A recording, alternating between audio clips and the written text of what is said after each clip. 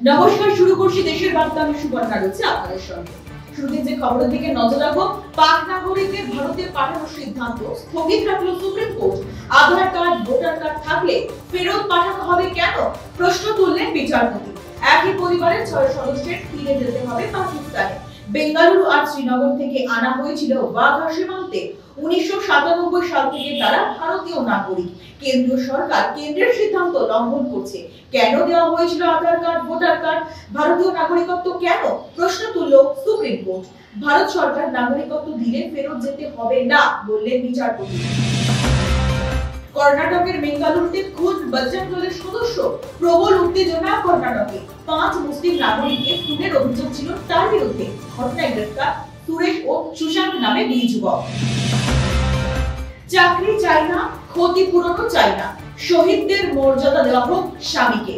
কাশ্মীরে জঙ্গি হামলায় খুন হয়েছিলেন কানপুরের যুবক। রাহুল গান্ধী গিয়েছিলেন যুবকের বাড়িতে। শহীদদের স্বীকৃতি দেওয়ার জন্য প্রধানমন্ত্রীকে চিঠি লিখলেন রাহুল। সংসদ বসলেই প্রসঙ্গ উত্থাপন। 2 মাসের খাবার মজুত রাখুন, পাক অধিকৃত কাশ্মীরের বাসিন্দাদের পরামর্শ পাকিস্তান সরকারের। প্রয়োজনে আশ্রয় নেবে বাঙ্কারে, বললেন পাক সেনা কর্তারা। পাক অধিকৃত কাশ্মীরের 13টা বিধানসভায় বিশেষ সতর্কতা। পাকিস্তানকে জবাব দিতে গিয়ে আঞ্চলিক স্তরে বৃহত্তর হানা নয়, দক্ষিণ ও পশ্চিম এশিয়ায় শান্তি বজায় রাখতে হবে। এবার ভারতকে বার্তা আমেরিকার, আলোচনার মাধ্যমে সমস্যার সমাধান সম্ভব, বললেন আমেরিকার ভাইস প্রেসিডেন্ট।